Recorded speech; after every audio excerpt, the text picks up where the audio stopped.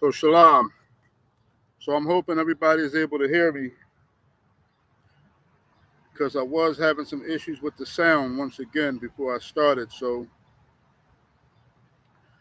we're going to get right into this because I haven't been having much time lately, to do much. So um, of course, many of you know I tried to release this last night and wasn't able to do it. So the title of this message is The Detachment. Okay? The title of this message is The Detachment, right? So I want to start off in Acts 26, right? I hope y'all like this message. It's not as good as the last one, I'll admit, right? So the title of this message is The Detachment, okay?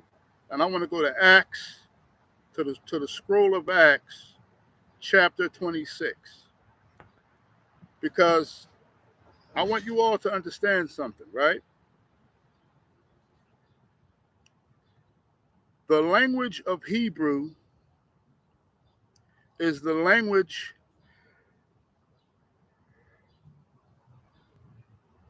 the language of Hebrew is the language that's spoken in heaven. Okay? The language of Hebrew is the language that's spoken in heaven. All right?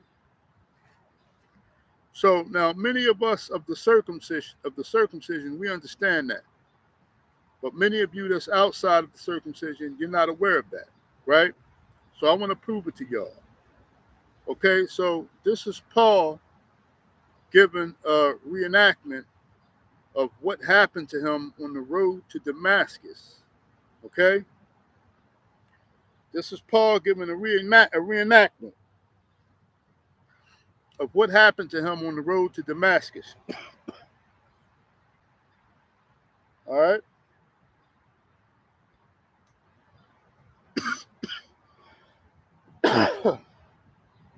I don't have nothing to drink with me. So this is Acts chapter 26, right? I'm going to start at verse 13. All right?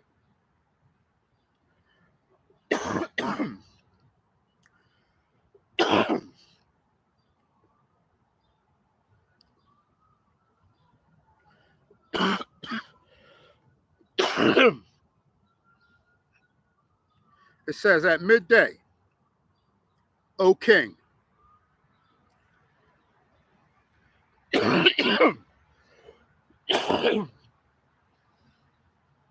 All right. It says, at midday, O king, I saw in the way a light from heaven. So Paul was on his way to Damascus. And on his way to Damascus, a shining light from heaven, right? It shined about him, right? So the light came from heaven, right? So the light came from heaven and the voice came from heaven, right? Because he's going to say, shining round about me and them which journeyed with me, right? It says, and when there were all fallen to the earth, when they were all fallen to the earth, so Paul had some people that was with him. The light came from heaven, right? And there was a shining light from heaven, and a voice came from heaven, okay? And them which journeyed, the people that journeyed with him. So the light shined around all of them, right? when we were all fallen to the earth, I heard a voice speaking unto me and saying in the Hebrew tongue, Saul, Saul, why persecuteth me? It is hard for you to kick against the pricks. In other words, it's hard for Paul to go against the grain. So there's multiple reasons why I use that scripture. One reason was because a voice came from heaven and spoke to Paul in the Hebrew tongue. So right there in English, it's telling you all that a voice spoke to Paul in the Hebrew tongue. So with that being said, it's letting you know that Hebrew is the language of heaven, right? Another reason why I used Paul, because Paul used to be an idolater. A lot of people don't know that. And that's what this message is going into, right? This message is titled The Detachment, okay? So Paul used to be an idolater, right? Paul himself Paul used to have a problem with women, and he also persecuted, he also killed and jailed, he murdered and jailed people who had the testimony of Yahushua the Christ. So it's funny how Christ chose Paul as a vessel, right? That's interesting, right? But nonetheless, that's what he did, right? So Hebrew is the language of heaven. Now, why did I say that? Because I want to get into something that I always get into, right? I probably get into it so much where many of you are tired of hearing about it right now. That word holy.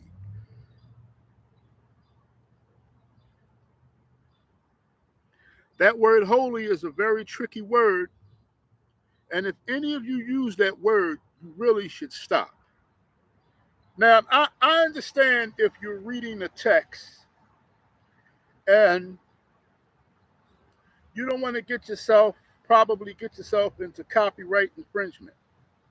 So if the text says holy, then you go ahead and you mention the word holy, you read it as it is, but then you make some clarifications.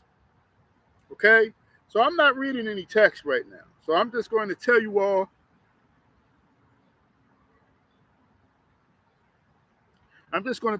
once again for the 1,000th time, right? You got to be careful with this English language, right? You got to be very careful with this English language. Not only that, the word holy that's a horrible word for the meaning of it. Okay? So the correct word that you should be used is separate or to be set apart. And I'm going to explain why this is so important. Okay? Explain why this is so important. So many of us fight for justice, so called, right? You have preachers, you have activists, you have politicians, you have people that fight for specific black rights, um, things of this nature, right? All of these people are considered freedom fighters to say. I don't know if you can call myself a freedom fighter. I'm not necessarily a freedom fighter, right? I don't really fall among the lines of all the things that you all would deem important, to be honest with you. But many of you all, you do things in the name of justice. right? Many of you all do things in the name of justice. Justice for our children, justice for people that have been, men and women who've been killed by police, government justice. In other words, you plead out to these politicians and these presidents for justice. And I'm speaking primarily to black people here, right? Because we're pretty much the only people that need justice for the most part, right? Because nobody else really needs justice, right? It's just black folks. So whenever we think of the word justice, we think about Negroes, right? Who needs justice? Now you'll have some foolish Negroes out there that will say that we don't need justice. That's foolishness. If anyone doesn't believe that we as a black people need justice, then there's something wrong with you, right? It's not even a matter of opinion, right? It's quite obvious that black people need justice, right? But I want to give you all the definition of justice because we fight for justice in many ways. Like I said, we fight for justice from a political standpoint. We fight for justice for our children. A lot of activists, quote unquote, fight for justice. There are people within the Nation of Islam, quote unquote, that fight for justice. There are even people in camps that fight for justice. Now, I want to give you all some definitions for justice. And I'm going to use the Merriam-Webster, this is my personally my favorite dictionary to go to. I'm not trying to tell anybody or trying to compel anybody to use the Merriam-Webster. Okay? I just noticed something very important about the Merriam-Webster, but if anything, you use whatever dictionary, of course you want to use, right? You all grown, right? Now, I'm going to go to some definitions for justice, and I want y'all to pay close attention because the purpose of me giving this definition from justice is I want you to understand something. We had hieroglyphics. I'm not going to say, well, we know hieroglyphics wasn't the first language, but traces of hieroglyphics, and if I'm wrong, I could be very much wrong. In fact, I could very well much be wrong about this, and that's okay. I'll research it a little later. Probably shouldn't say it then if that's the case, right? But I'll research it a little later. I'm going to say what I'm going to say, and then I'll research it a little later for myself, and then I'll give a public apology on my next message if I'm wrong. But to just basically from what I got, that hieroglyphics was discovered before the Hebrew language. Okay, I'm not speaking about in the days of Enoch, okay, because and in the days of Adam, because it's apparently Adam spoke in Hebrew, Eve spoke in Hebrew, Satan speaks in Hebrew, every other fallen angel that ever fell from the sky speaks in Hebrew. Everybody before the Exodus, and even people during the Exodus, spoke in Hebrew. But I believe that hieroglyphics was discovered before the Hebrew language. Now, I could be wrong, but we know that hieroglyphics isn't older than Hebrew. I just believe it. The discoveries, um, uh, what do you call those people that I can't think of those scientists right now, but for the most part. But like I said, I could very much well be wrong. So, in a nutshell, Hebrew is the oldest language. and it's the language from heaven. So every other language came after Hebrew, right? The English that I'm speaking to you all right now is the most modern language probably of any language. Chinese language is one of the older languages, along with Greek, right? But for the most part, we got Arabic. We have Aramaic, which I think is Aramaic, Hebrew. They kind of may be like the same thing. But you got Greek, you got Hebrew, you got Chinese, you got Arabic, right? You have Latin, right? You have like a Creole type of tongue, and all the way to the tongue that we speak now. You also have German tongue, and you have Japanese tongue, you have Korean tongue. All use their Korean, Chinese, Asian. A lot of Asian languages use their own alphabet system.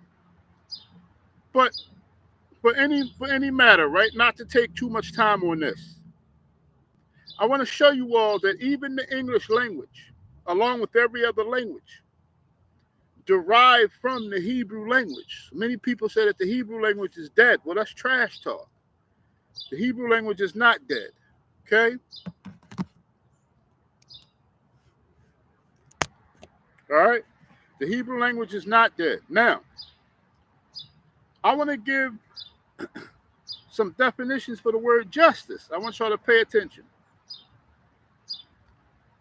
Okay? I'm not going to read the first definition. All right, I'll read the first definition.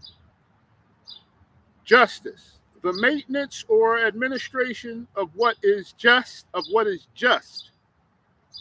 adjustment of conflicting claims, or the assignment of merited rewards or punishments. Okay? Let's go to another definition for justice. The second definition they have here is judge, a judge of an appellate court or court of last resort, as a Supreme Court. Okay, so like Supreme Court justice. A Supreme Court justice used as a title. Okay? Here's another definition for justice: the administration of law. The administration of law. A fugitive from justice. The administration of law. Here is another definition of justice: the establishment or determination of rights according to the rules of law or equity. The quality of being impartial or fair.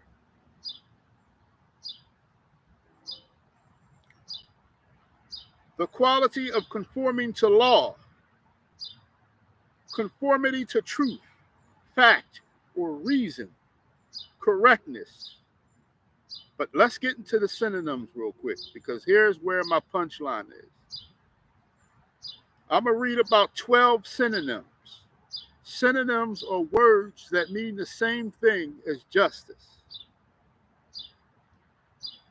Disinterest, disinterestness, equity, even-handedness, fair-mindedness, fairness, impartiality, neutralism, neutrality, nonpartisanship, objectiveness, objectivity, and here's my favorite one: detachment.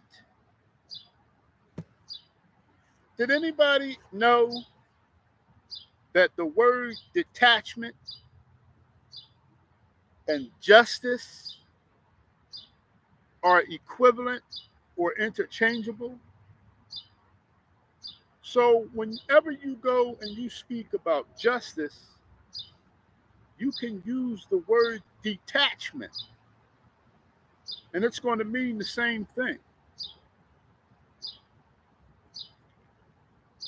Let's go to the definition for detachment.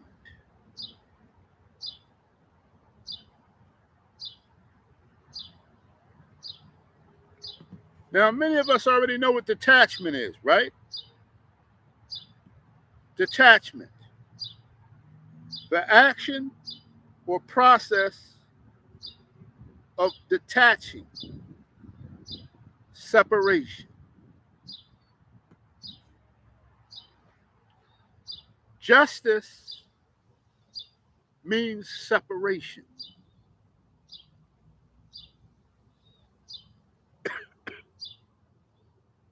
So you can go back to the Hebrew language, and where it mentions justice, if you look it up in the Hebrew Strong's Concordance, wherever it says justice, it says righteousness, and it says separate, to be separate, set apart. So the only way that you can fight for justice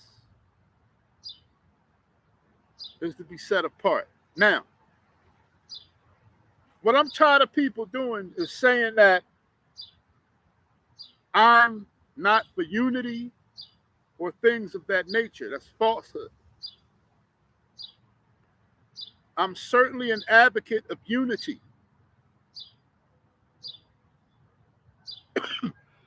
I'm gonna have to go get something to drink. But unity is also,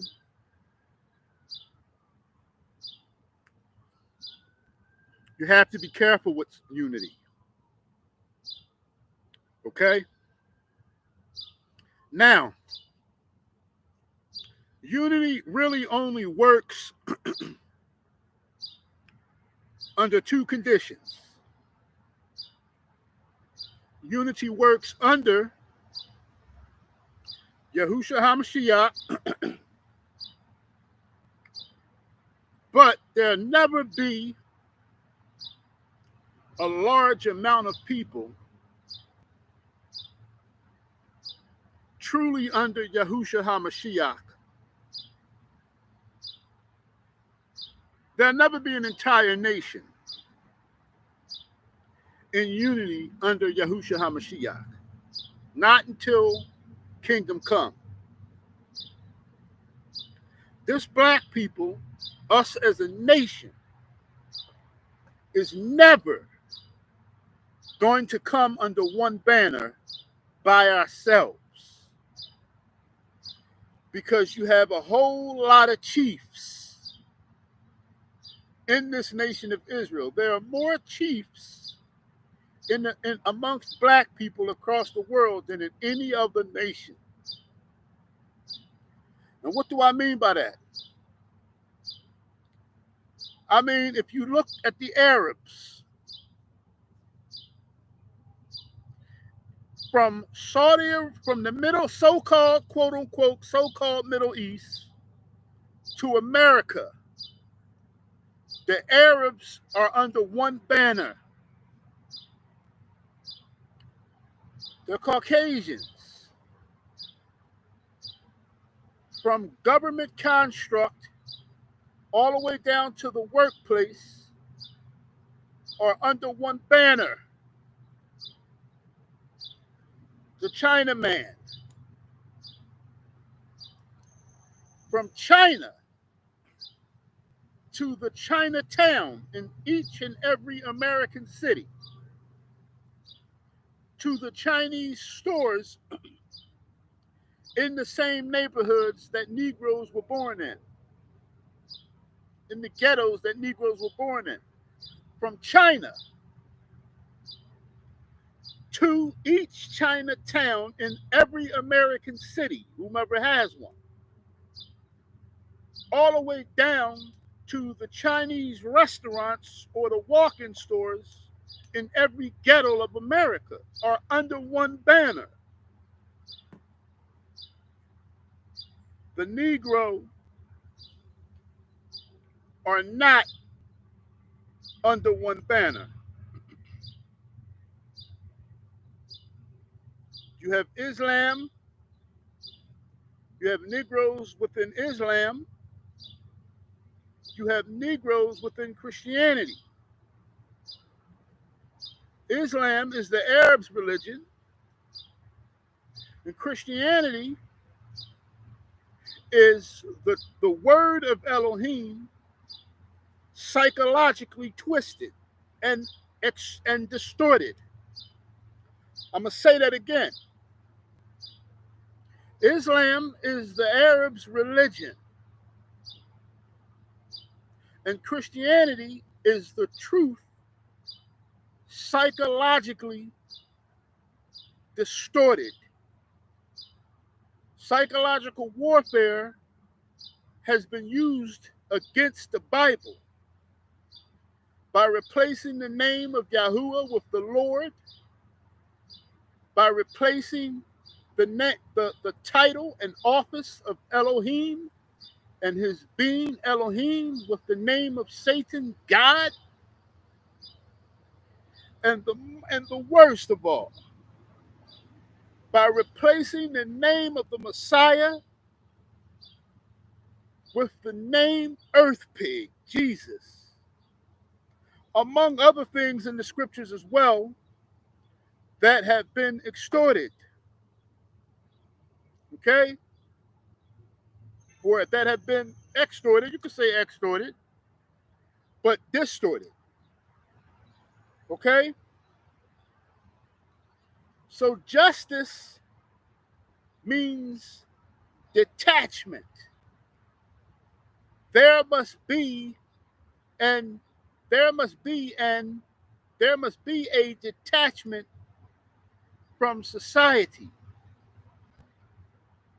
If not, you're going to get cut off by Elohim. Now, this message is straight to black folks here. Cut off could possibly mean the lake of fire. Now, I told y'all how real the lake of fire is.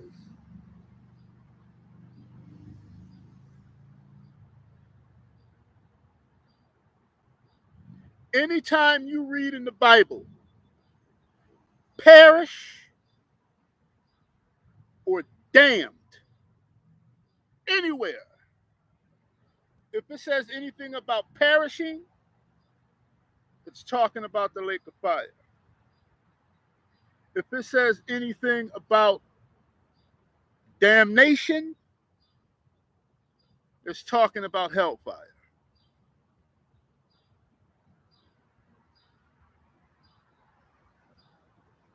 Your goal is to sleep. Your goal is not to sleep during the 1,000-year reign that's about to happen. This is right around the corner. Now, I know many of you are having a problem with belief, but Christ is at the door. I'm warning y'all.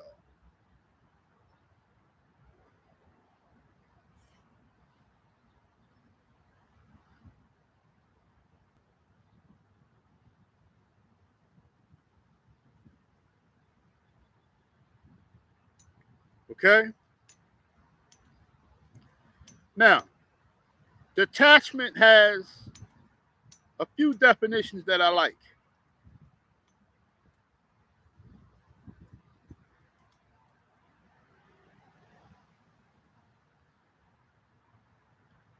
One definition for it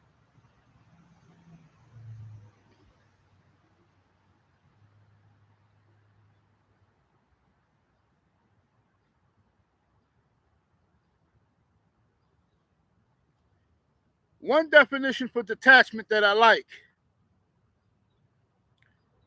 is the dispatch of a body of troops or part of a fleet from the main body for a special mission or for a service.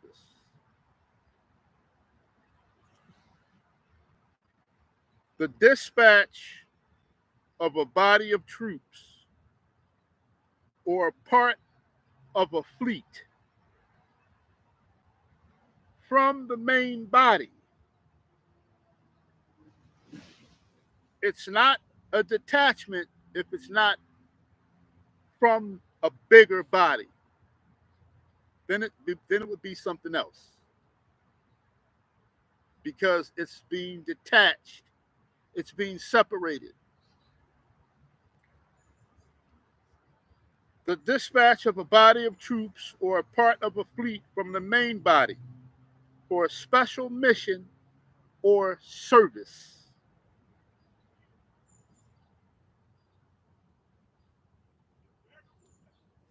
A permanently organized separate unit,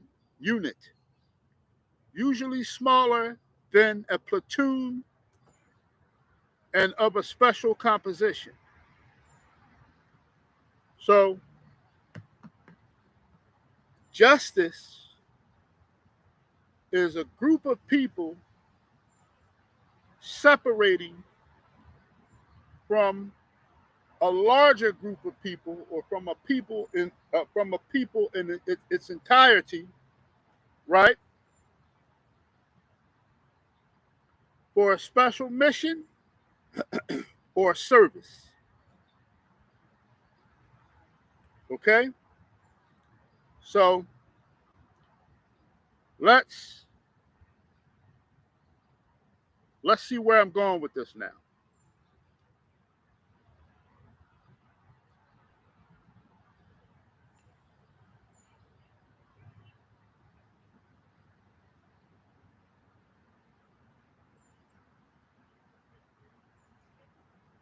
Let's go to Revelations chapter 12.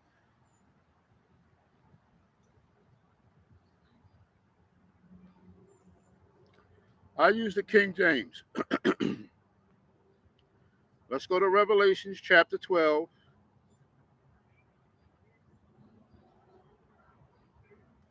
I'm going to read the whole chapter. I'm going to start from the top.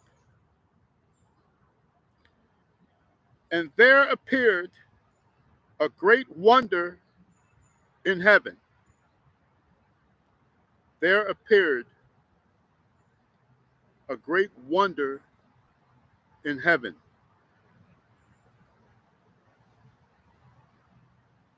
A woman clothed with the sun, and the moon under her feet,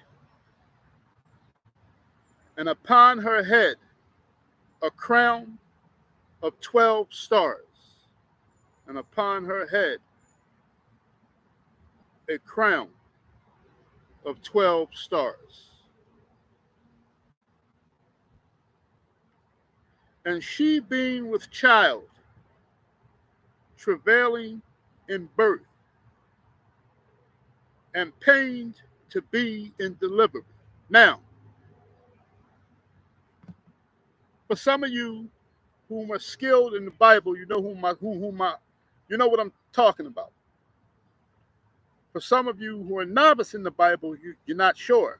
And certainly those of you whom are in religion are oblivious. And those of you who are non-believers or just coming and listening and not understanding because you're not inclined in the scriptures. It says, and there appeared a great wonder in heaven, a woman clothed with the sun. Now, this wonder in heaven is a twofold meaning. In the heaven, at a certain time, during the trouble of black people, in heaven, at a certain time during the trouble of black people, there will be an alignment of stars. There will be an alignment of stars. Now, the Milky Way is an alignment of stars, and that's what they call it, the Milky Way. They would like you to believe that those stars are so-called allegedly outer space, but they're actually just in the sky at night. That's all. They're just below the firmament, so you can see them. They're within the planet, but high, high above the clouds. So the Milky Way isn't the only alignment that happens every now and then. So this is a prophecy that it's going to come a time when there will be stars aligned in the shape of a woman. That's one meaning, but it also has a more physical meaning and a more important meaning. This woman that Revelations is talking about is the entire nation of black people. This woman, there will be a sign in heaven where the stars will align, and it will also is talking about us and us as black people as a whole. Now, pay attention.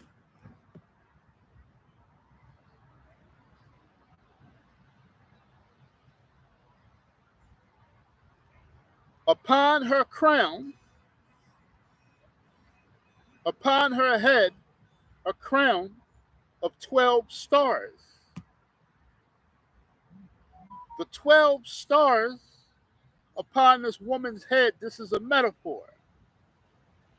The 12 stars upon this woman's head are the 12 tribes of Israel. So, once again, this is talking about the nation of Israel in its entirety.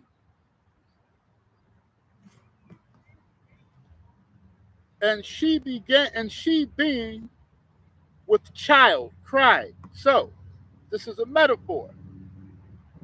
This nation of Israel, all of us black people, this woman, this nation is pregnant. So the entire nation of black people is pregnant.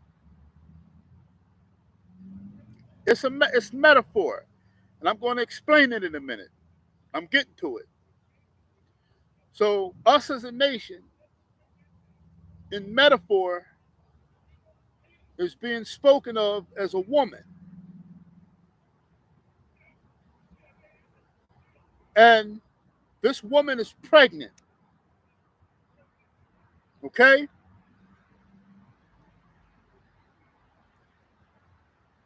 And she being with child cried, travailing in birth.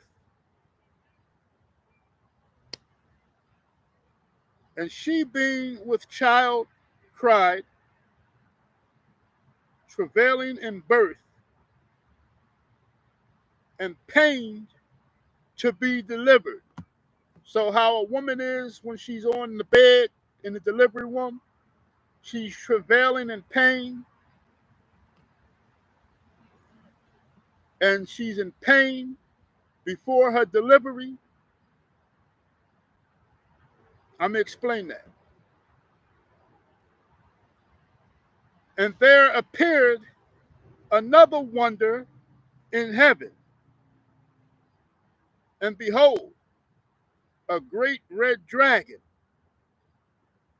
having 7 heads and 10 horns, and 7 crowns upon his head. This is the beast system. This is the new world order. This is the 8th beast, where the kings of the world, under the rule of one specific man whom Satan has given his power, and these people, these elitists, all have one consent, and that one consent is to see all you niggas dead. They've been trying to do this age after age, cycle after cycle. But since slavery, physical slavery, was abolished, because slavery was never abolished, and when you become a prisoner, you're technically a slave again when you go to jail. I saw on Instagram that somewhere some woman was on Instagram, and she was saying that there was a way that people can go down. She's come down. I forgot to get the information because I was driving. Y'all, a lot of y'all brothers that got jackets, that got arrest records, as long as it's not too extensive and too crazy, y'all can go down and probably get an expungement. Well, we know expungement, anybody can get an expungement. But a pardon is something different. As I said before, if any of you brothers or sisters out there, if y'all got somebody in prison, whether the feds, the state, wherever, and you feel as though that you can get enough people to sign his petition, if he's an honest and stand-up man in Philadelphia and people love him, enough people can sign a petition and possibly get this man pardoned for felonies, especially for felonies that's hearsay. Like if a nigga say something in his raps and they want to try to bang you because of things that were said in your raps, and they have no guns and they have no weapons attached to anything necessarily, or you weren't caught with the drugs or whatever the case may be, there are possibilities of pardon. Now, a lot of white folks do this, but they don't like to put this stuff out there in the open like that because they don't want you Negroes to search into it. Now, I don't have the details. I apologize. So, I don't know how much good this is, but this is a seed. Some of you, if you've already did your time, you've did your time. I know they passed this bill now where it's a lot going on with the law, but look into it. Hopefully that thing is going viral enough. It's happening right here in Philadelphia. Young lady came on board and she was saying something about, come on, I apologize because I should have. That's what a good steward does, right? He or she takes down the information. I should have had that and gave you all. That was actually my plan, to give whoever watched this message that information. Hopefully, if somebody has a big enough platform, they can repost what she said, and you all can get the information. So, and there appeared another wonder in heaven, and behold, a great red dragon having 7 heads and 10 horns. These are the elitists, under the rule and under the construct of the man whom is given the power of the beast. And who do they all want? All these Negroes have one consent, saying, let us make their name no more. They want to kill off black people Because us black people have the name of God. He gave us his name, Israel, meaning God, El. So we are kings and princesses who should be rulers of this world. But instead, we are all at the bottom of this world.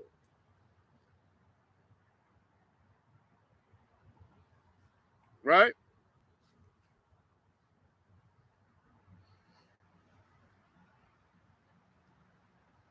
And his tail drew the third part of the stars of heaven and did cast them to the earth.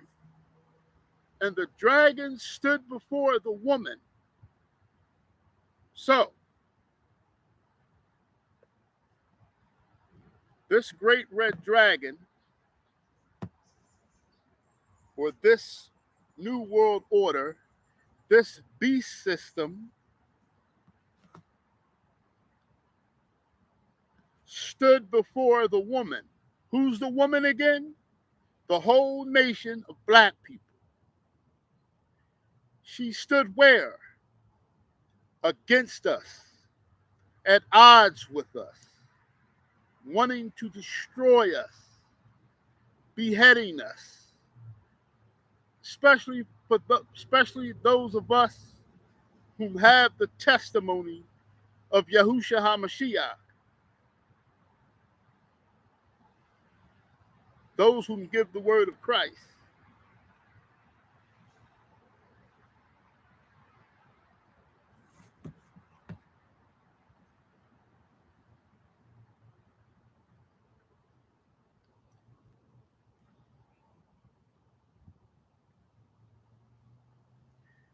And this dragon, this new world order system, this beast under the power and the regime of Satan,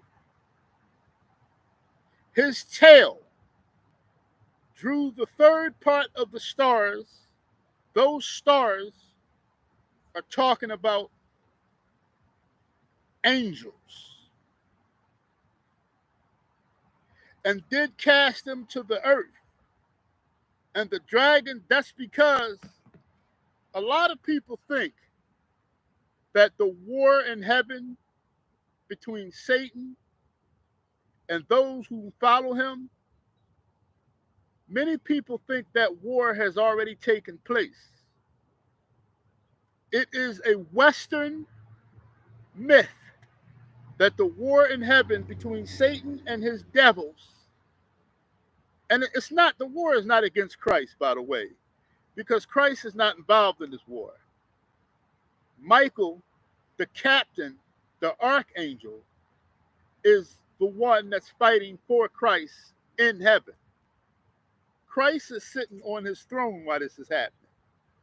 Christ is not getting up, putting up his fist, and going to war with Satan and his devils. Christ is the creator. But this is a physical war that's taken place, but it hasn't happened yet. A lot of people would like to think that this war has already happened. No. Satan was cast and thrown out of the highest mountain. He was thrown out of the set apart mountain Zion. He wasn't thrown out of the second heaven, because there are levels of heaven. And Satan is still, as of right now, the principality of the air.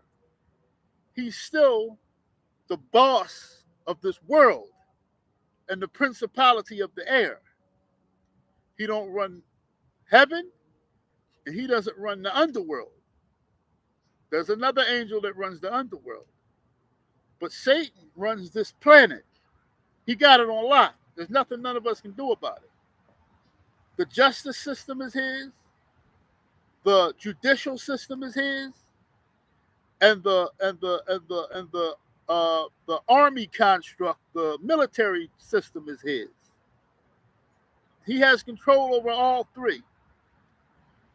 But the war in heaven has not yet taken place. So I want you all to understand that. That's the reason why it says, because there's another scripture that says that a war took place in heaven. That today has not happened yet. So when it says here, he swept his tail, swept a third of the stars, those stars are talking about angels. So Satan took 1/3 of the devils with him. This is why I want y'all to understand something. Angels still fall to this day. They still fall from grace. Angels still fall to this day from their grace. It still happens. So for many people that don't want to give Satan any credit, okay, that's fine and dandy. You don't have to, right? You're that much. You're that much on that type of spiritual level, huh? Well, that's what's up. But the average person is not on that type of spiritual level yet, where you can say Satan is nothing, because he apparently is the adversary. He's the adversary of the whole creation. And his main goal is to kill you Negroes from one corner of the planet to the other corner of the planet. The reason why lynchings, modern day lynchings, are happening. The reason why he wants you black entertainers and white entertainers, because he doesn't have any give or take about that.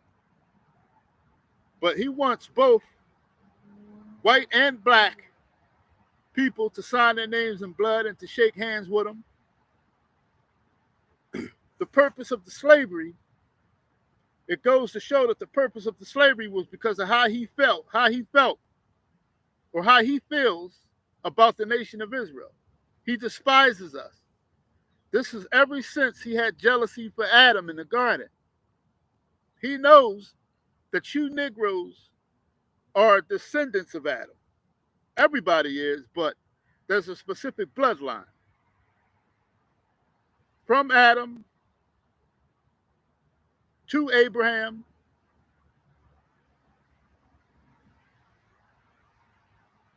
to King David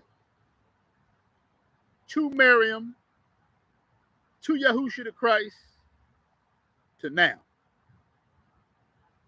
Okay? So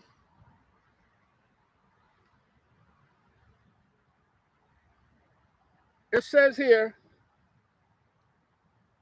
so the dragon stood before the woman, the dragon stood before the nation of Israel, which was ready to be delivered, for to devour her child as soon as it was born. So Satan knows that us as a nation, by metaphor, this nation, this black people, is pregnant. And we're not too far from this. And this woman is about to have a child. Satan wants this child. He wants her. Now, and she brought forth a man child who was to rule all the nations with a rod of iron. And her child was caught up. The word that many of you Christians like to use for caught up is rapture. So this child, this man child, that us, this nation of a people, had, was raptured right before Satan can get her. So he tried to grab her, and he grabbed air, and he became wrath. He was mad. He wanted this child badly.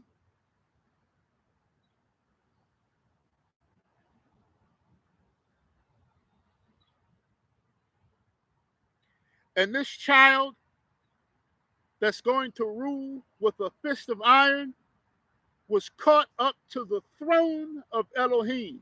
So these people were raptured. This is mid-tribulation.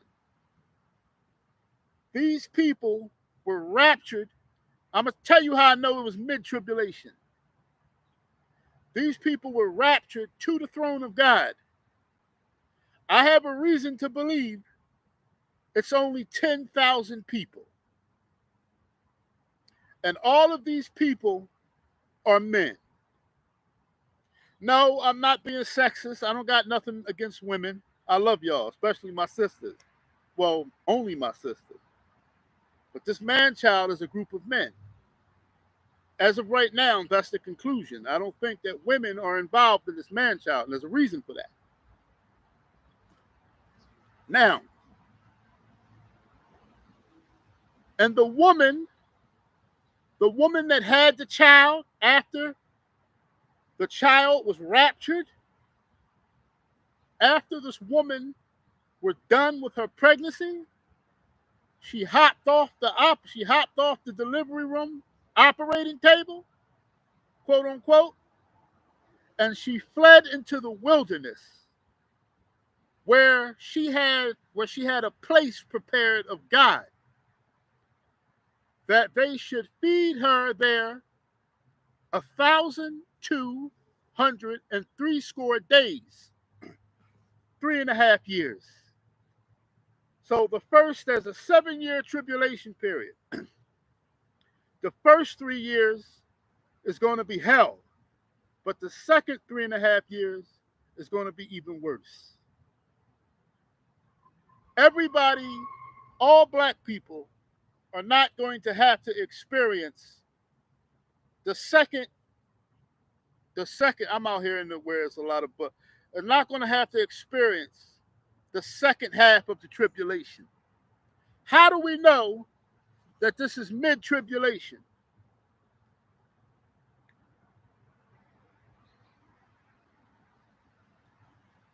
Because if we go back up,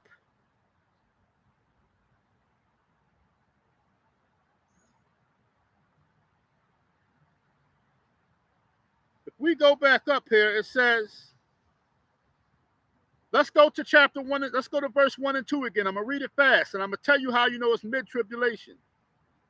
And there appeared a great wonder in heaven, a woman clothed in the sun and the moon under her feet, and upon her head a crown of 12 stars. That's Israel. And she, being with child, cried, travailing in birth, and pain to be delivered. Her travail, and her pain is considered Jacob's trouble. So us Negroes are already, in the first 3.5 years of the tribulation period, black people are already going through hell on earth. We're already being separated from our families. We're already being taken to concentration camps. Those of us who do not accept the mark of the beast, and I'm going to say the mark of the beast, whatever it is, you all know what I think it is. But that's what I think, right? There's some other people that think that too. But I'm not saying that with authority, right? But I have some more information for y'all too, and I'll get to that on another occasion. I'm standing firm with my belief. But for those of us who don't take the mark of the beast, whatever it may be, right? You know, we're not going to have means of survival, financial survival, right? So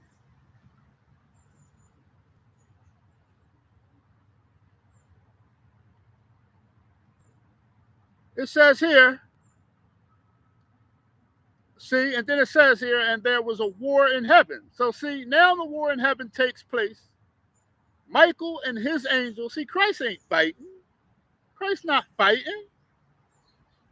It says, Michael and his angels fought against the dragon, and the dragon fought and his angels. So the devil fought and his angels. God fought and his angels. And prevailed not, so they lost, of course. Michael won. Neither was there a place found any more, so the devil can now go back to a specific point in heaven. Matter of fact, He's completely out of heaven now. He's literally going to be down here on this planet all the time now. He will never be allowed in the heavens again. None of the heavens. Right? And the great dragon was cast out, that old serpent called the devil and Satan, which deceived the whole world. He was cast out into the earth, and his angels were cast out with him. So see, this is the reason why Christ is going to take many of you Negroes out of here, because Satan is going to be down here with his niggas, and they're going to be literally down here on this planet bringing the worst drama that you can imagine. See, that's where they get all these movies from. All of these movies come from the Bible. Okay?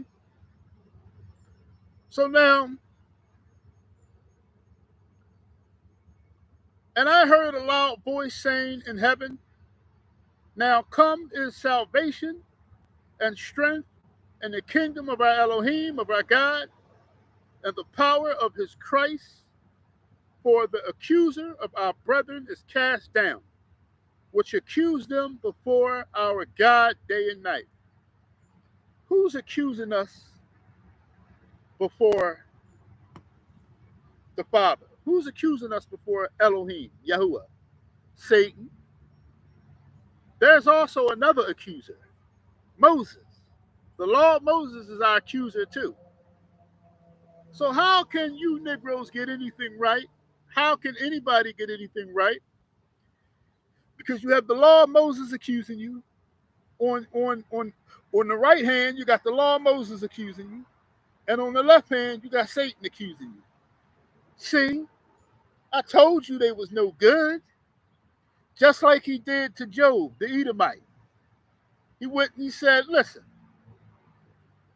such and such, oh, you think he's so perfect, Christ? Let me do this to him. He'll curse you. Let me do that to him. He'll curse you. Let me do this to him. He'll curse you. Damn, he still ain't cursing. Let me put my hands on him. Let me literally smack this Negro with boils of hellfire, and he'll certainly curse you. Job lay there feeling like he was literally in the hellfire and still didn't curse Christ. Some of you Negroes lose your job and curse Christ. Some of y'all, your girlfriend walk away from y'all and y'all curse Christ. Christ ain't had nothing to do with that.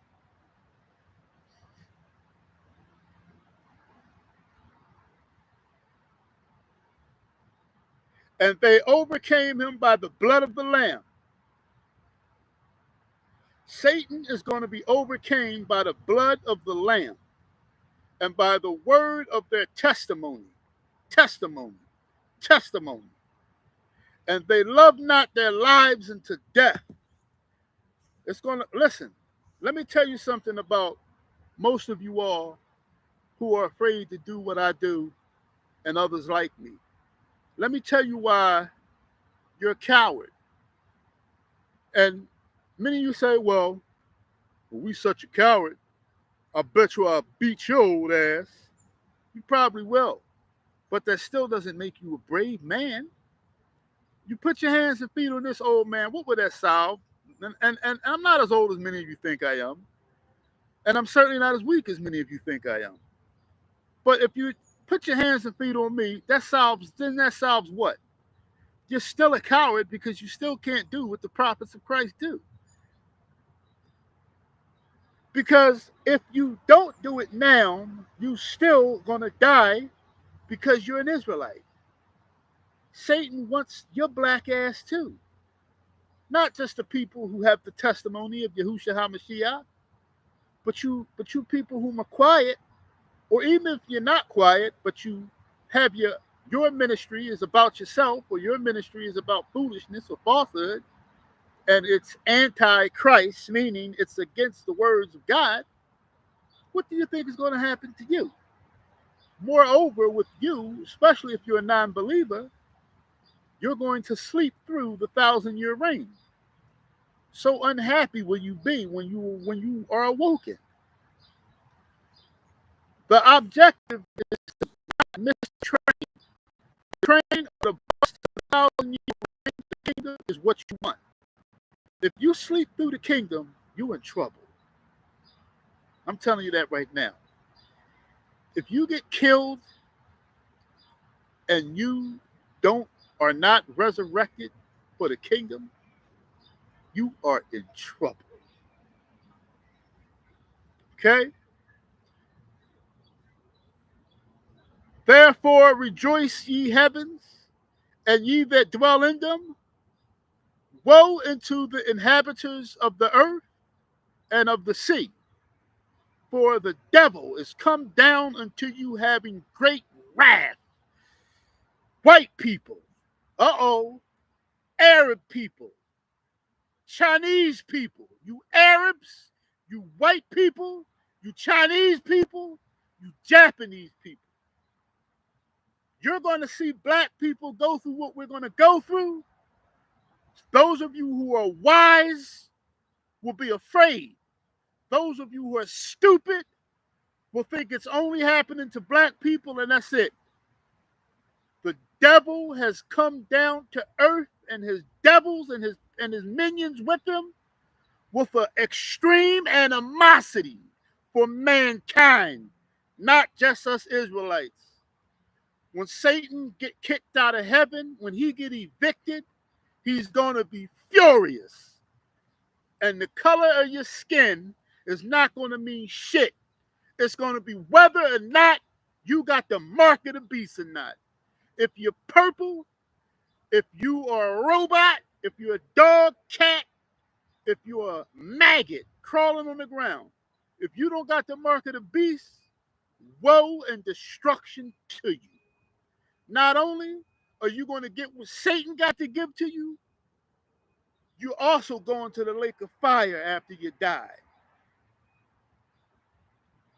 So, for all of you of the other nations, Satan will fall to this planet with a great animosity for all of y'all, for anybody who doesn't take up his name, 666. If you don't take up his name, you're going to die. There's nothing you're going to be able to do about it because the kings that are with him, they're all going to be, if not now, already possessed by devils. The fallen angels are going to come down here. When it says that these kings that don't have a kingdom yet, these elitists, they will all be governed by fallen angels. They will work hand in hand and they will be in power. That's why it says power befell them the same hour as the beast. That's because Satan is going to come. He's going to give Satan himself will have somebody who have a particular person that he's going to work with. And there are other fallen angels who are going to work with individual elitists as well. So these men are going to be extremely powerful. And they're going to covertly work from the dark. And everybody is going to, and all the armies, the majority of the armies. In fact, I'm going to tell you something that a lot of people you don't know. A lot of you think that the armies of today are going to be the armies that they're going to use. No, because this truth is spreading like a wildfire. The Caucasians here in the American army, the Arabs in the Arab army, even the Chinese in the China army. After World War III, a lot of them are going to understand that it's Satan that have beguiled them. Armies will fall, and people will come from armies, and there will be much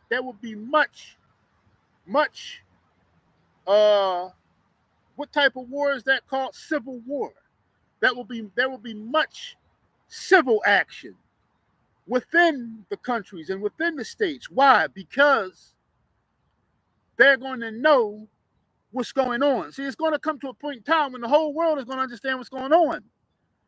Everybody's not going to stay stupid because too much is going to be going on. So you have to understand there's going to be clones. There's going to be the elitists are going to use clones with devils inhabiting these clones as armies. Why? Because the regular armies are no longer going to follow the elitists because they're going to know what's going on. That's the reason why that's the reason why right now, because they know they're eventually going to lose the power of the people. That's the reason why there's going to be all types of, you have your World War III, but when World War III settles down, then you're still going to have a lot of factions. What about these artificial intelligence drones that are going to be dispatched by supercomputers that are inhabited by fallen angels? See, you got to understand the 7-year tribulation period is going to be a very wicked time. It's going to be a time of great spirituality.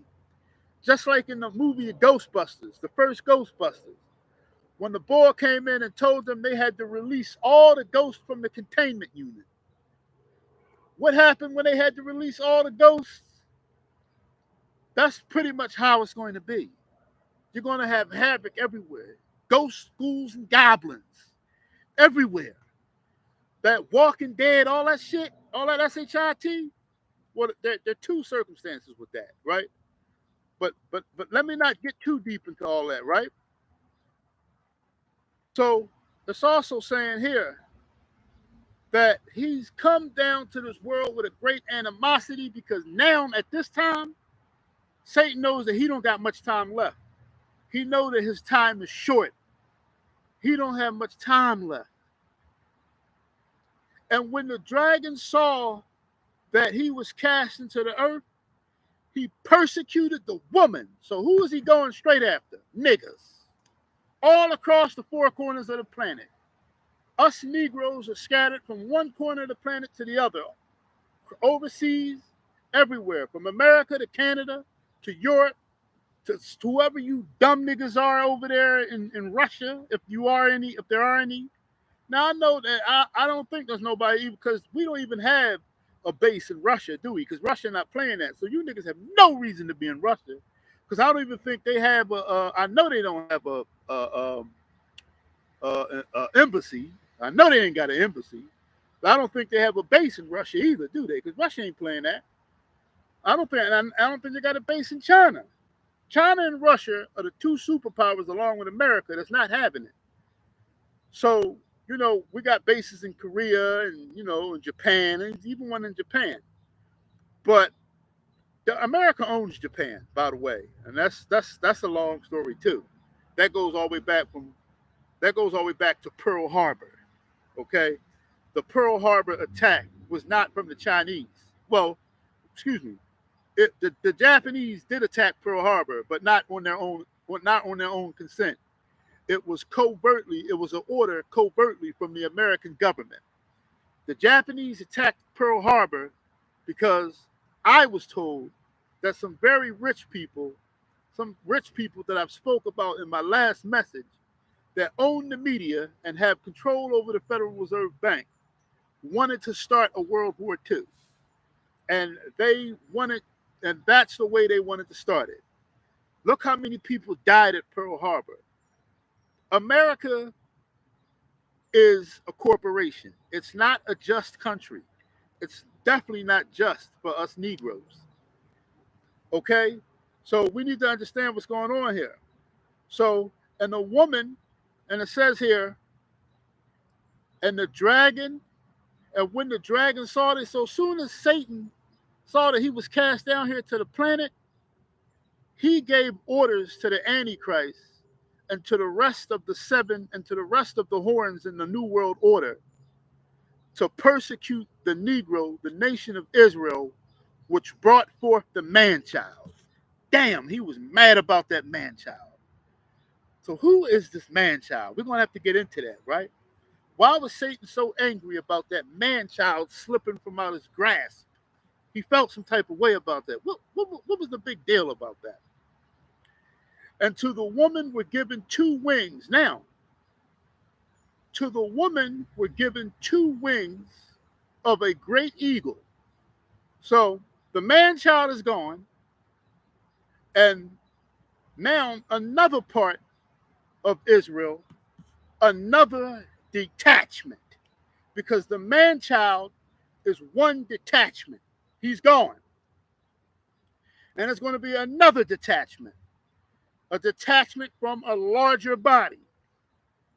The man-child is the first detachment, and then there will be another group of niggas whom is going to be another detachment. What does it say here? Another metaphor says, and the woman were given two wings of a great eagle, that she might fly into the wilderness, into her place, where she is nourished for a time, a times, and a half a time, 3.5 years, from the face of the serpent, from the face of the devil, right? And the serpent cast out his mouth, water as a flood after the woman, that he might cause her to be carried away of the flood. And the earth helped the woman. And the earth opened her mouth, caused an earthquake, opened her mouth, and swallowed up the flood which the dragon cast out of his mouth. And the dragon was wroth with the woman. He was mad with us black people, and went to make war with the remnant of her seed. So, two detachments, and then the remnant of her seed means those Negroes who were left. So the first detachment was the man-child. The second detachment was a group of people who were carried off into the wilderness, who were carried off into the outer space, this planet that we're allowed, we only have access to 28,000 miles west and east, and so many thousand miles north and south of this planet. There are more areas to this planet that nobody has ever been to. Nobody has ever been above the firmament, above the dome. Nobody has ever been to the bottom of the Red Sea or the Dead Sea, and nobody has been beyond the 28,000 mile stretch west and east called outer space. That's the true outer space. So the second detachment, this woman, now it says given two wings. I'll admit, I'm not too sure what that means. It could be metaphorically speaking, meaning a way to escape, or hell, it could be literal, because spiritual things must be spiritually discerned. As far as I'm concerned, it could be literal. As far as I'm concerned, it might mean angels will come and take the second detachment to a safe place where Satan doesn't have access. So this outer space, Satan can't get to. For the second 3.5 years, this is where this group of Israelites, this group of black people, will be nourished for 3.5 years, meaning fed. There's going to be food there for us somehow, some type of way. Okay? So once he lost the man-child, and then he lost the second detachment, which flew away in wings, metaphorically speaking, I believe. Somehow, Christ provided a way for them to escape. Okay, he lost the second detachment, and then you have the remnant, meaning those who were left. Those of you wicked Negroes who were left. That you missed the man-child, you missed the first bus. Hell, I might even be a remnant. I might be somebody who's left. But if I keep going at the rate I'm going now, I doubt it, because I'm really doing my best and I'm doing a good job. Now, only Christ can really declare that, but I have not a guilty conscience towards him.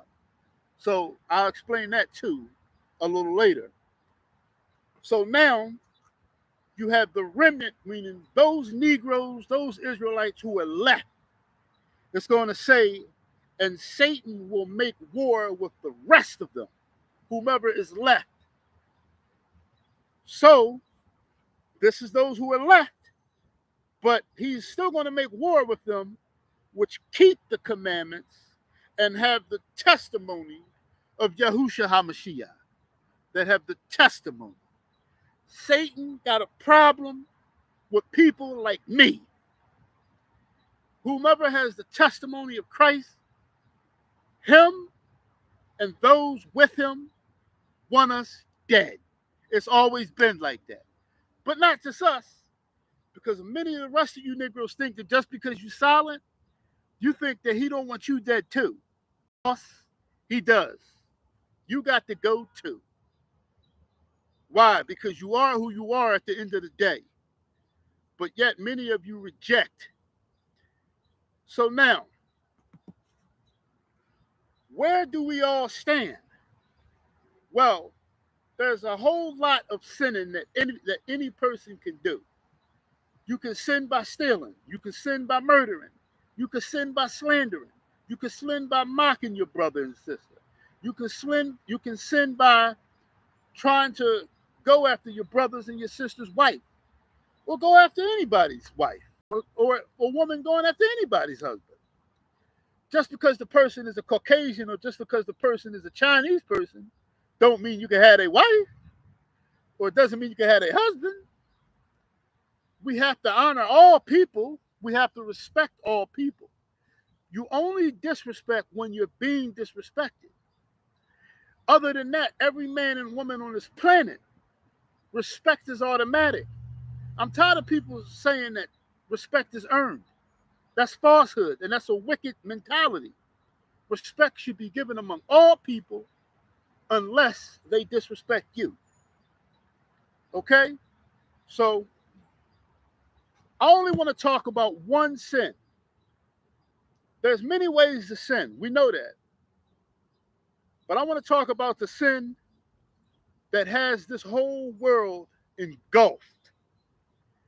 The one sin, the one transgression of the law that accuses damn near every man, or if not really every man and woman on this planet. Okay? Now, I want to say something before I move on. If you're married and you're not cheating on your spouse, and your spouse is not cheating on you, the only way that you cannot be in physical fornication is that woman have been a virgin before or prior to your marrying her. So I want to show you all how complicated the law of Moses is. So many of you think that you're just really walking around in the law of Moses on your own merit, and you think that you're going to make it to the kingdom, or you think that you're going to be a man-child, or you think that you're going to be somebody who goes into the wilderness, or even somebody who's in the ingathering for that matter, just somebody who's not going to the lake of fire, based on attempting to follow the law of Moses without faith and trust in Christ, you in for it bad. Okay?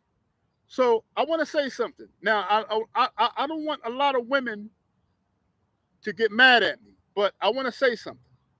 The woman is the key to physical fornication. Okay? Now, unless the man is gay. If you're a homosexual man, then, that's a whole different judgment, and you got to deal with that.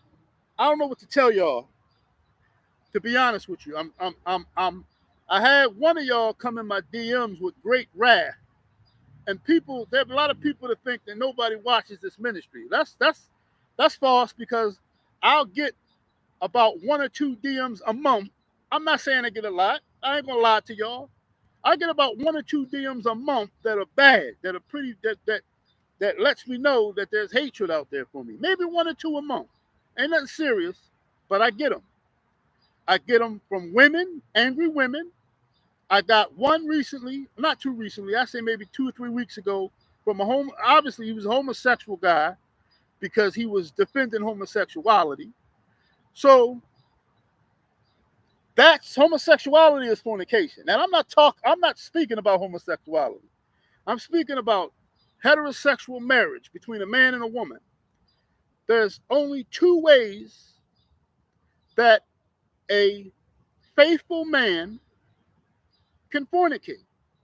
Two ways. Okay? One way is there's three ways. Three ways. No, two ways, I'm sorry. One way is to look upon another woman and want her. So if I go and I'm married, so if I go and look upon another woman, the scripture says, and I look upon that woman and want her, the scripture tells me that's fornication. Now, is that as bad as physical fornication? Of course it's not. Of course it's not. It's levels, right? Christ never said they were the same. He just said to gaze upon a woman and want her is a form of fornication. But he didn't say that it was equal, because that is the thought. And we know that our thoughts lead to action. And the action is the actual transgression of the law. So if I don't act on it, and I'm not saying that I look at women and want them either, but I'm just saying that that's one way you can fornicate. Another way is for that woman to have not been a virgin. Now, I know a lot of you are saying, well, that's not fair, because some women were married, it didn't work out, they got remarried. So you mean to tell me if that woman divorces and then remarries, she's still in fornication? Physical fornication. She's no longer in physical fornication. But we're talking about the world in its entirety, right? It's almost impossible for somebody out here, for any person. It's not impossible, but it's hard for somebody to be walking completely without fornication, even on lower levels, right? And I'm gonna prove my point.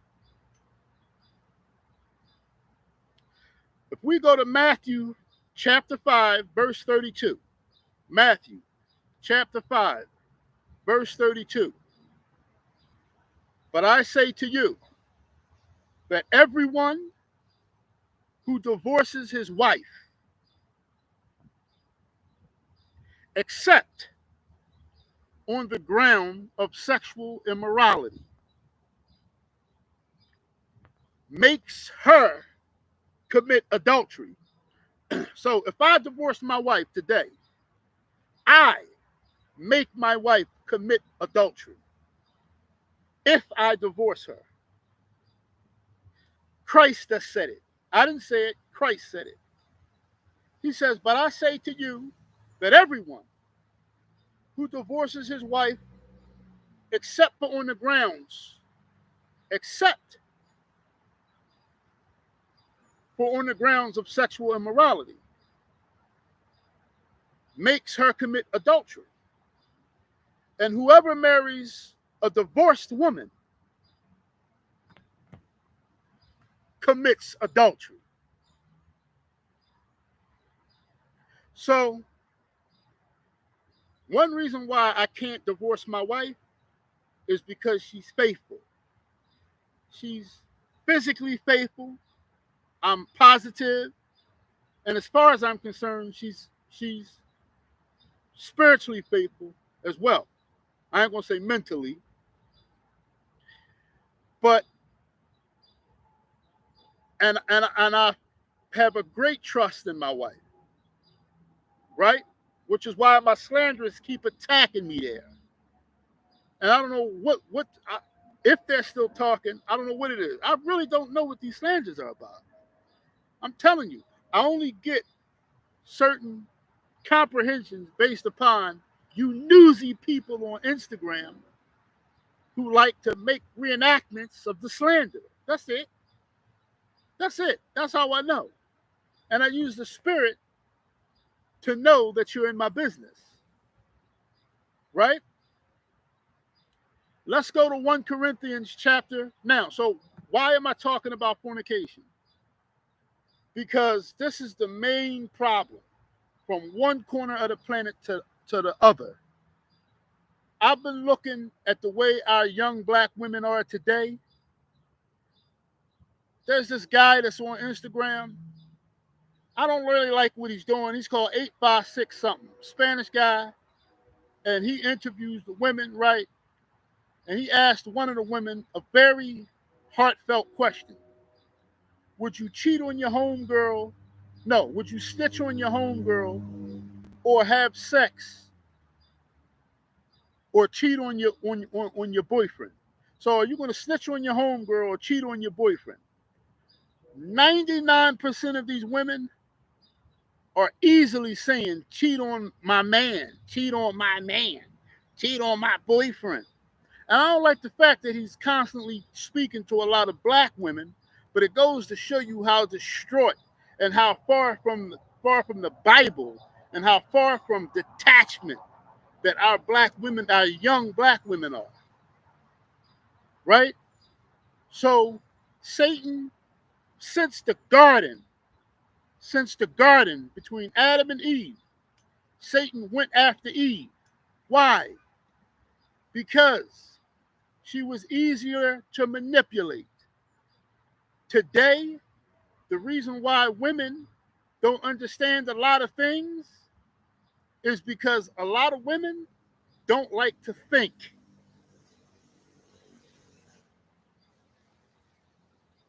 This is just the truth. The reason why a lot of women don't understand the scriptures is because it's not interesting enough. It's not making them laugh enough.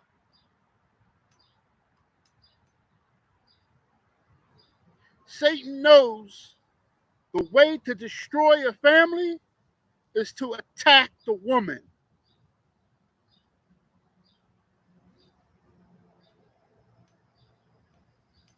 You can throw your feelings in the trash. This is the truth. Attack the woman, gain a foot in the household by attacking the woman. Whichever way.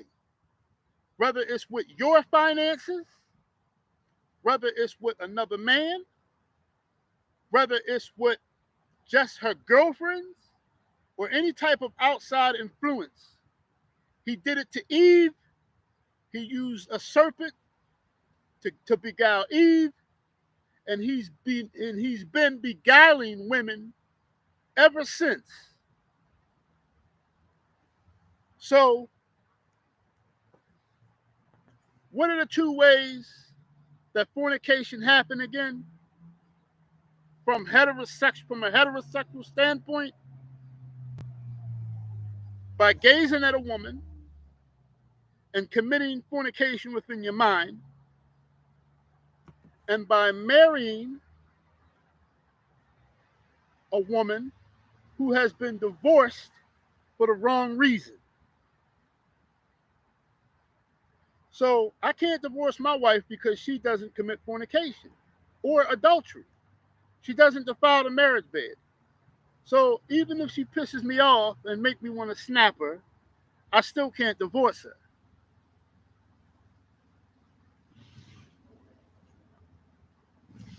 Now,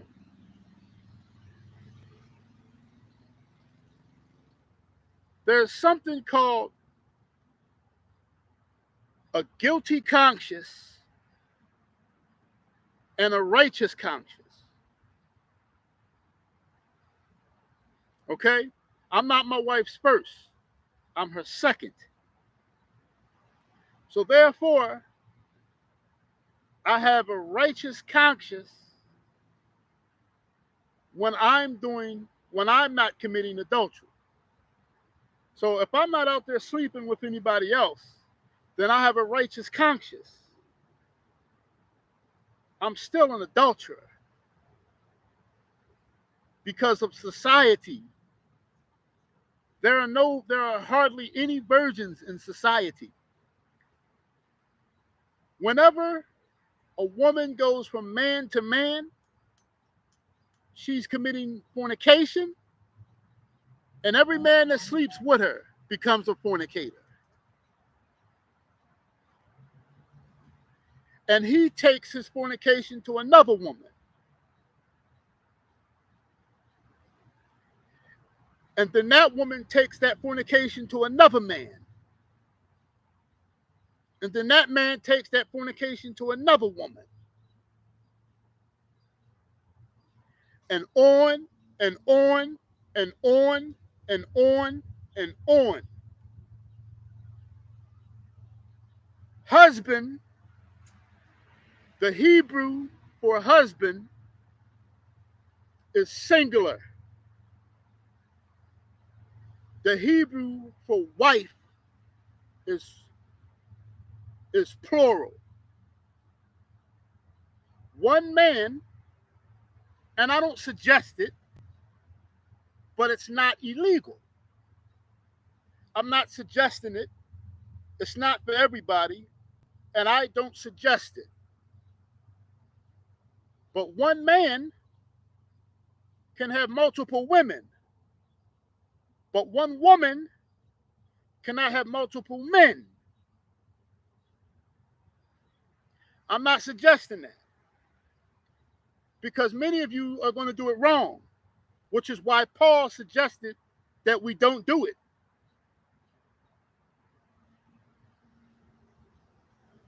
A woman is supposed to by law have one man in her entire life.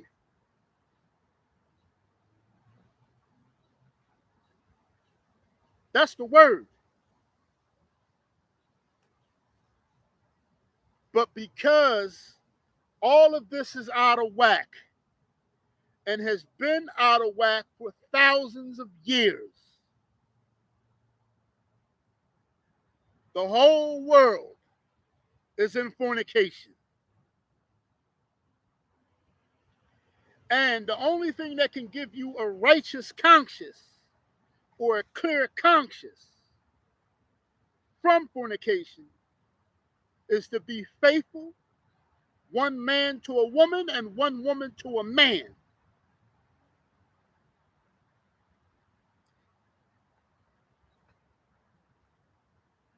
I'm not suggesting polygamy. But if you think that I'm going to say that polygamy is incorrect, then you're wrong because it's not incorrect. There are some families that are doing it properly. Some families over in the Congo, some families over there in Northern Africa, some families in the so-called Middle East are doing this properly. But there are a lot of people who don't do it right. Multiple women does not mean orgies. You don't have sex with them all at one time or nothing like that. It's polygamy is about building a nation within your nation. Some people can do it right, but I'm not suggesting it. Okay? And it can only happen if your first wife agrees. Because if she doesn't agree, then you can't do it. Sarah had to allow Abraham to have sex with the Egyptian woman. Sarah had to allow him. Abraham was not able to just go and do, well, then again, I'm not sure. Abraham was sort of something like a patriarch king. But in any event, he couldn't do it behind Sarah's back because then it would have been treachery. Treachery then thus becomes fornication, then thus becomes adultery. But I want to go to 1 Corinthians chapter 7. 1 Corinthians chapter 7.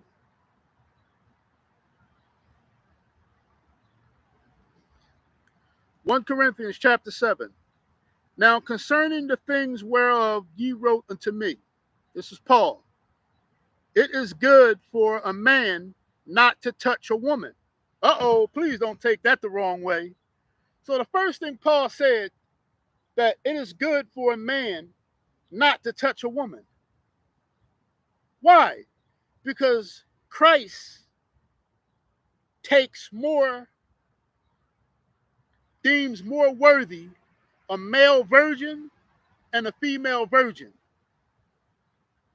So if there's a man out here who's doing abstinence and a woman out here who's doing abstinence, those things are glorious in the sight of Christ. Now he knows that this is rare. Paul knows that it's rare, and Christ knows that it's rare. A female virgin today is rare. How rare? Ruby rare. When the last time one of you seen a ruby? That's how rare a female virgin is. Okay? But let me finish reading. So Paul gonna say, because Paul had a problem with women himself, right? And my battery is low.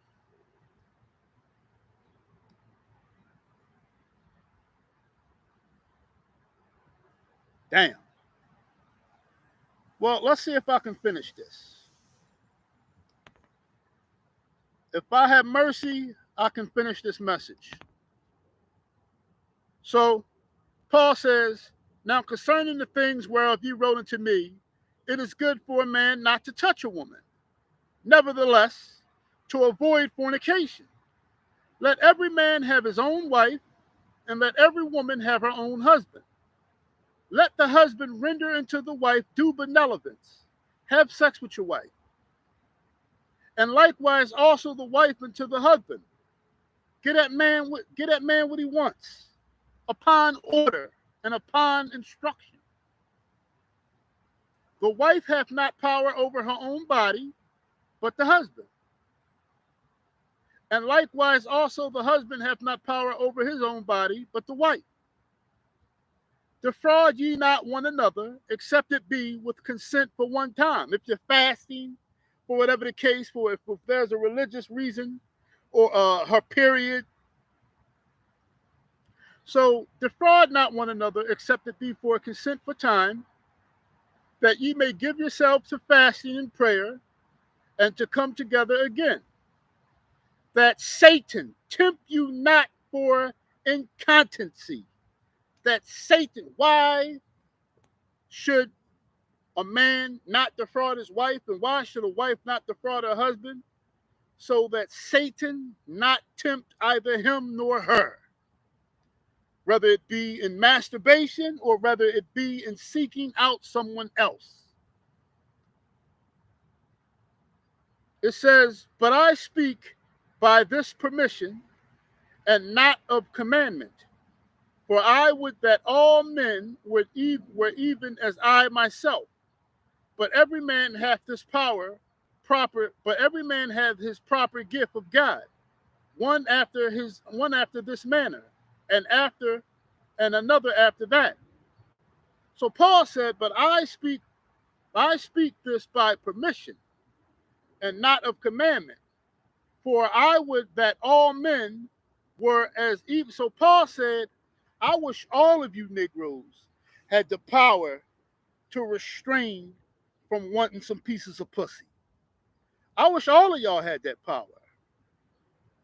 Right? Right?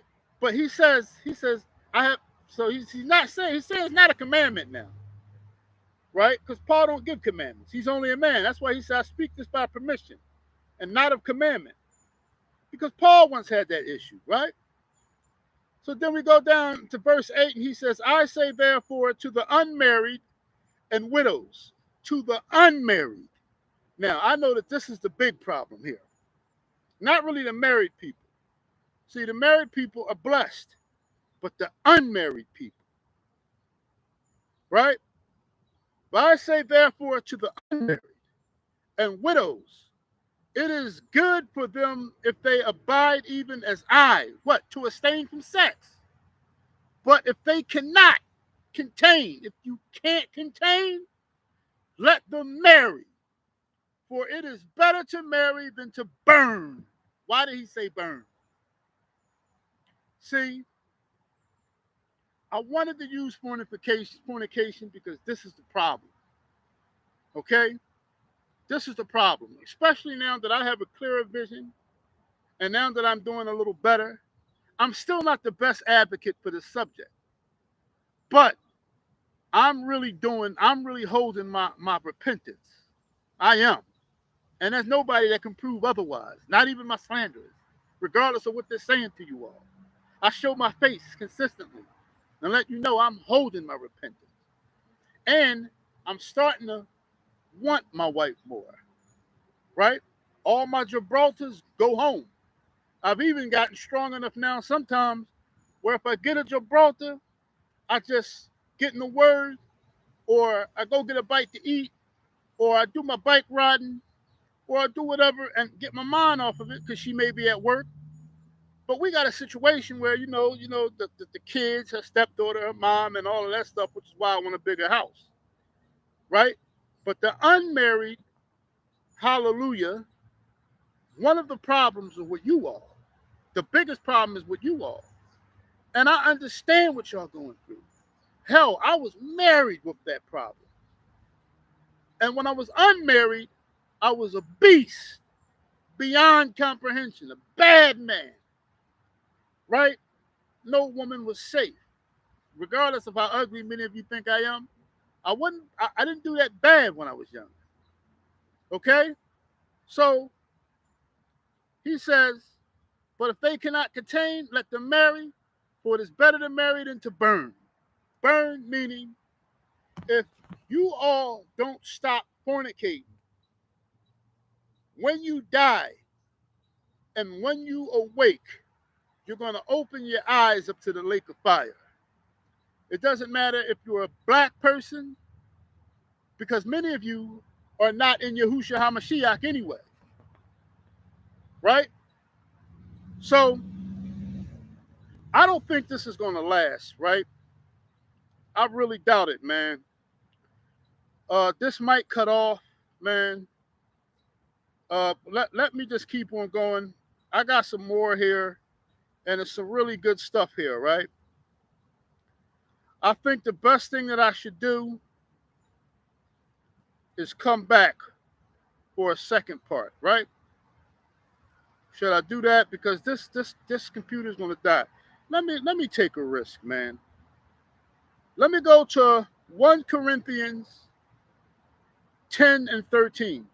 And this is something that had to wear on me. This is something that had to wear on me over the time. No temptation has overtaken you that is not common to man. God is faithful. Christ is faithful. And he will not let you be tempted beyond your ability. But with the temptation, he will also provide the way of escape, that you may be able to endure it. Christ always gives you that little door for you to run. If I get called by an old female or a female that I knew from the past, my Locust Street days, if I get a call from one of those females, right, I have the strength and the door, the means of escape to not answer that phone call. I speak to my brother Tay about it every day. He's having this problem too. Women that we've had since when we were living on Locust Street, we used to have barn fires with these heifers. We both get those phone calls every now and then from old situations, wanting that old thing back. But we have the power to hang up or not, or shall I say not answer. Or if we see them in public, we got the power to say hi, give them that hug, but not try to stir the old thing back. There's even a couple numbers that I remember by heart, but I have the power not to dial those numbers, right? 1 Corinthians 6, 18 through 20. 1 Corinthians 6, 18 through 20. Flee from sexual immorality. Every other sin a person commits is outside the body, but the sexual immoral person sins against his own body. Or do you not know that your body is a temple of the set apart spirit within you, whom you have from Elohim? You are not your own, for you were bought with a price. So glorify Elohim, glorify God, glorify Christ in your body. The fornication, especially those of you in that deep fornication, because hallelujah, my spirit has never went beyond natural fornication, meaning with a woman. But many of you have worse fornication issues, such as sword fighting and scissor fighting. And even some of you Caucasians, white women especially, you like to suck cow dicks and horse dicks and all the other stuff, bestiality. Well, that is great confusion. You are certainly destined for the hellfire unless you repent. Certainly. It is over for you when you die unless you have repented in fear of Yahushua HaMashiach. If you don't repent, you're going to die to death. That's not me. That's the word. Right? And even those of us who are in who used to be in natural fornication still must stop. We still have to stop. For if we deliberately continue in our sin after receiving the knowledge of the truth, there receives no more blood covering for our sin. That blood of the Lamb is only mercy. That blood of the Lamb is only a grace period to get it together. It's not to say I can sin in Jesus. That's not what it's for. There must be a repentage, a stopping of the evil that you're doing. And this is not just going for fornication. This goes for slander. This goes for murdering your brother. This goes for stealing from your brother. This goes for jealousy and hatred in your heart for your brother and sister. This goes for all of these things. If you don't stop any of these things, you're going to die to death.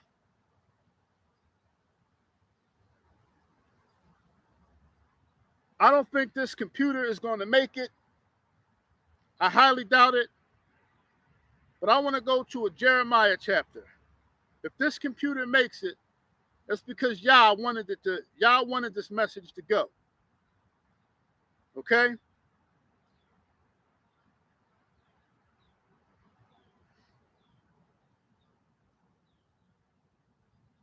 Let's go to Jeremiah chapter 2. And I'm going to start at verse 23. Jeremiah chapter 2, verse 23. So, some of you out there are doing well with the physical fornication. There are some Christian, Muslim women who are doing abstinence. I take my hat off to you women, especially you women, because you women are the ones who have to maintain your purity, maintain your sacredness. You are the key, you women, right? Now, Jeremiah chapter 2, I'm going to start at verse 23. This is the New Living Translation. Why? Because it sounds better. Jeremiah chapter 2, I'm starting at verse 23. You say that's not true. I haven't worshiped. So now we're talking about spiritual fornication. Because many of you think that if there are a lot of you Muslim women out there who you're married and doing well, or you're practicing abstinence and doing well, let me tell you your problem. Christians, let me tell you your problem. Those of you who worship Jesus, you say that's not true. I haven't worshiped the images of Baal. The rock is the image of Baal. Jesus is the image of Baal. Krishna and all these other, and Buddha and all these. Somehow is the image of Baal. Somehow is the image of the Satan. You niggas say that's not true.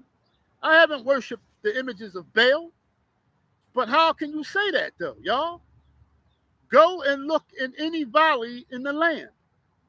Face the awful sins that you have done. Go to any mosque. Go to any church. Go to any synagogue. Go to any of the places where you people worship.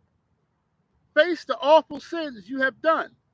You are like a restless female camel desperately searching for a mate. So, those of you who are in religion, you're like a desperate female camel searching for a mate. You are like a wild donkey, jackass, sniffing the wind and mating, sniffing the wind at mating time.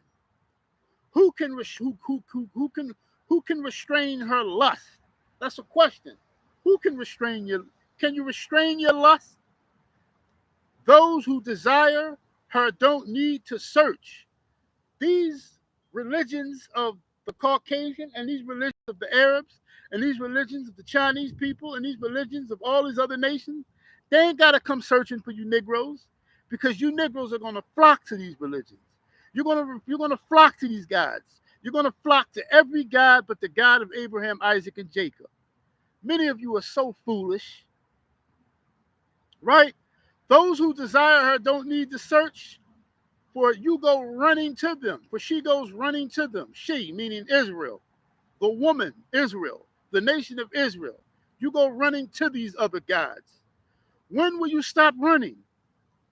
When will you stop panting after other gods? But you say, save your breath. I'm in love with these foreign gods, and I can't stop loving them now. Israel is like a thief who feels shame only when she gets caught. You Negroes, when you're doing something wicked, you're so wicked in many cases, you only feel shame when you get caught. You only get the donkey face effect when you're proven wrong. That's the only time you feel bad, the only time you want to stand for accountability. They, their kings, officials, priests, and prophets, our senators, our people in government, our officials, our priests, and our prophets, all types of prophets, religious prophets, social media prophets, all are like this. You all are like this. To an image carved from a piece of wood, they say, you are my father. To an idol chiseled from a block of stone, they say, you are my mother. They turn their backs on me, says Yahuwah. But in times of trouble, they cry out to me. Come and save us. But why not call on these gods you have made? When trouble comes, let them save you if they can. For you have as many gods as there are towns in Judah. Why do you accuse me of doing wrong? You are the ones who have rebelled, says Yahuwah. What does he mean by that? Y'all completely deny him. You can't have the Father without Christ. Christ is the Father. Damn it. Over and over. I don't care who don't believe it and who think that you're going to eventually prove me wrong. I will not be ashamed on this. Right? Why y'all accuse? Y'all accuse him by denying him. You're saying that he's the one that's wrong. You're the ones that are rebellious. Christ says, I have punished your children, but they did not respond to my discipline. You yourselves have killed your prophets. As a lion, its prey. O my people, listen to the words of the Lord. Have I been like a desert to Israel? Have I been to them a land of darkness? Why then do my people say, at last, we are free from God. We don't need him anymore. Does a young woman forget her jewelry? Does a bride forget her wedding dress? Yet for years on end, my people have forgotten me. Generation after generation, you Negroes have forgotten Yahuwah. How you plot and scheme to win your lovers, even an experienced prostitute could learn from you Negroes. Your clothing is stained with the blood of the innocent and the poor, though you didn't catch them breaking into your houses. You kill one another. Us Negroes are laying dead in the street, gasping for air, and these Negroes were never caught in none of your houses breaking and entering, just out of jealousy and hatred and drug relations and you know relations that aren't important enough to go and kill your own brother. He's saying, and yet you say, I have done nothing wrong. That's all you Negroes say, especially of those in you in religion. You have done nothing wrong.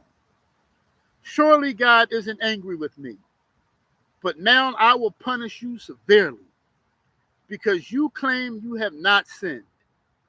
First here, then there.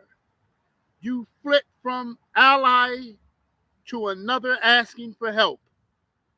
But your new friends in Egypt, your new friends here in America, these Caucasians, and these Caucasians whom many of you always think is right, you never listen to your brother. You need a Caucasian to confirm what your brother is saying. But your new friends here in the captivity, here in Egypt, will let you down. Just as Assyria did before, in despair, you will be led into exile with your hands on your head. For Yahuwah has rejected the nations you trust. Christ is rejecting all the nations that you niggas trust. He's rejecting the Arabs in whose religion that you hold so tightly to. He's rejecting the Caucasians in whom Jesus and whom the God that many of you Christians so worship. He's rejecting all the other nations that many of you think that you are just freely all good and fine and dandy among. They will not help you. None. We have a problem with fornication, us as a people. Physical fornication and spiritual fornication. Physical fornication, by the way, is both physical and spiritual. Okay? But then you have the spiritual fornication of worshiping false gods. Okay? So, and I want to say, I'm going to take the risk. Uh-oh. I don't have the time. I'm going to end it here. And that's okay because it's just a couple verses. And it's pretty much just about listening to men as well. It is better to take refuge in the Lord than to trust in man. It is better to take refuge in Yahuwah than to trust in man. Be careful about a lot of false prophets out here. For the time will come when they will not endure sound doctrine, but according to their own desires, but according to you Negroes' own desires, because you have itching ears, they will heap upon, you will heap to yourselves, you will attach to yourselves false teachers, and they will turn their ears away from the truth. Many of you people right now are turning your ears away from the truth. I'm telling you the truth. There is a detachment. Many of us are going to miss the first detachment, okay, which is the rapture, okay? And I was supposed to go to Daniel 7:9, but I certainly can't make it. So I want to apologize because this is about to die, and after it dies, I can't save it. So what I'm going to do is I'm going to go in on a separate situation, the woman in Daniel 7, okay? I'm going to do that on my phone, and then I'm just going to put that out there to explain the woman and who is the man child, because I apologize for this. I didn't get to who necessarily the man child was, and I want to get into that and where and what happens when the man child gets to the throne. Okay? But there will be some detachments. These will be catchings away. These will be raptures. And that's one of the main reasons why we're going to miss these detachments. Or many of us are not going to be a part of these detachments. A part of this justice is because of fornication. Because this is something that just about everybody, in some type of way, shape, form, or fashion, falls under this sin. This is a very powerful transgression, and Satan uses this. You can't even go on the internet now without seeing a bunch of beautiful women and some type of sexuality and things of that nature. Satan does specific things to beguile the woman, and he's now using the woman to beguile the man, just like he did in the garden.